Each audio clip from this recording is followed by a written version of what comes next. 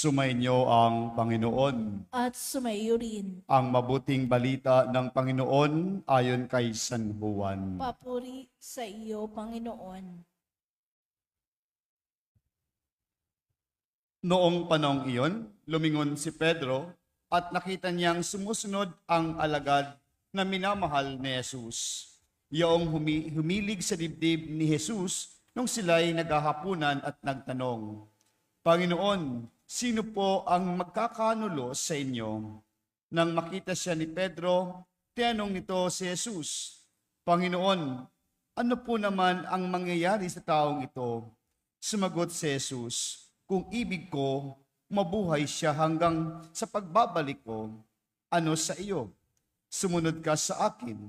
Kumalat sa mga kapatid ang balitang hindi mamamatay ang alagad na ito. Bagamat hindi sinabi ni Jesus na hindi siya mamamatay, kundi kung ibig kong mabuhay siya hanggang sa pagbabalik ko, ano sa iyo? Ito nga ang alagad na nagpapatotoo tungkol sa bagay na ito. Siya rin ang sumulat sa mga ito at alam naming tunay ang kanyang pagpapatotoo. At marami pang ginawa si Jesus na kung susulating lahat, inakala kong hindi magkakasya kahit buong daigdig ang aklat na masusulat. Mga minamahal na kapatid, ang mabuting balita ng Panginoon. Pinupuri ka namin, Panginoong Jesucristo. Magsiupo po ang lahat at makinig sa humilya. Magandang umaga po sa ating lahat.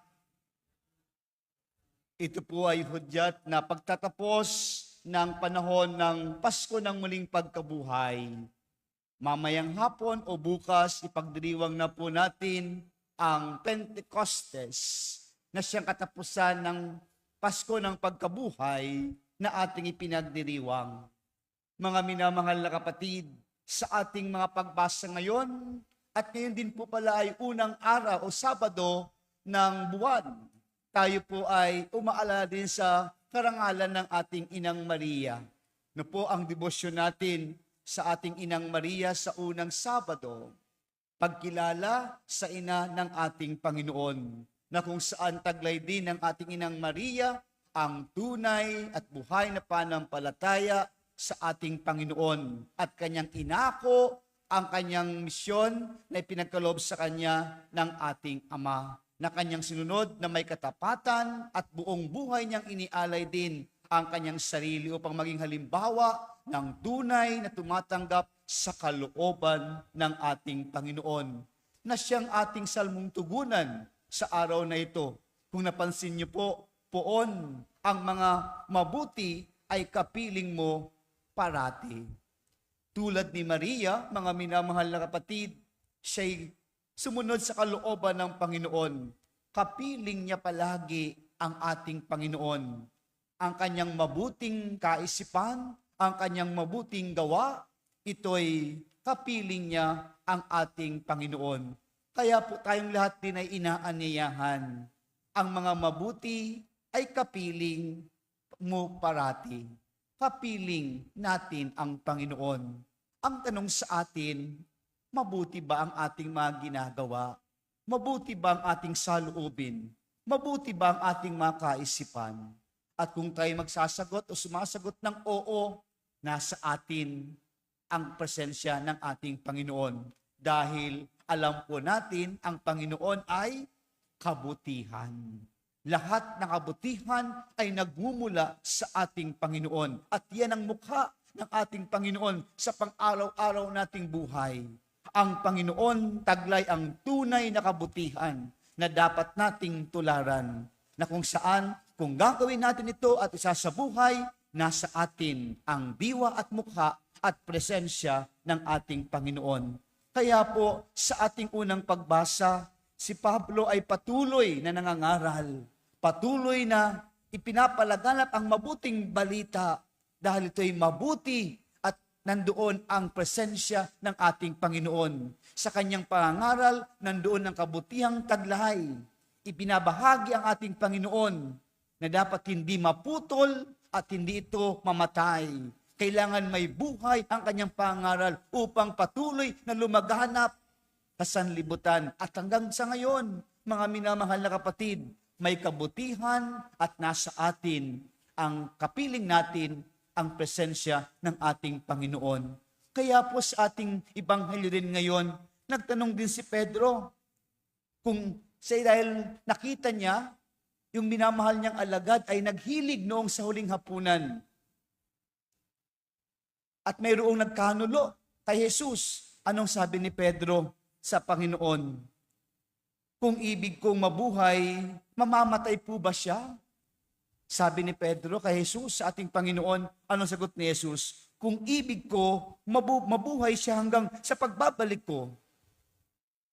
Mga minamahal na kapatid, ang pagsunod sa Panginoon, taglay ang buhay magpakailanman.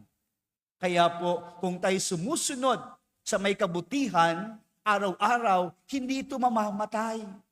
Patuloy itong buhay para sa atin. Ano pong ipinapaunawa sa atin? Ano po ang ibig sabihin ito para sa atin? Sa paggawa mo ng mabuti, kahit ikaw ay mamatay na, dahil ginawa mo ang mabuti, maaalala ka at buhay yung ginawa mong kabutihan. Iyan ang nais ng Diyos para sa atin. Iyan ang nais ng Diyos sa ating buhay na dapat taglayin. Gumawa tayo ng kabutihan. Oo, mawawala tayo. Mamamatay tayo. Ngunit ang kabutihang ginawa mo, nakatatak at palaging nakikita at naaalala, buhay. Ito para sa kanila. Hindi para sa iyo, kundi ito rin nakatulong para sa iyo para ikaw ay magkaroon ng buhay na walang hanggan. Kung titingnan po natin, dalawang epekto, di ba? Sa paggawa ng kabutihan. Kung ikaw ay may katapatan na gumawa ng kabutihan, dalawang epekto. Iniwan mo at dinala mo. At nagkaroon pareho may buhay. Iniwan mo, dinala mo, pero patungo na may dalang buhay. Yun po ang nais ng Diyos para sa atin. Kaya huwag tayong mahiya, huwag tayong mawala ng pag-asa, wala tayong panghihinaan. Pag mabuti ay mabuti. Pag masama, masama. Anong pipiliin natin? Huwag natin paghalu-haluin.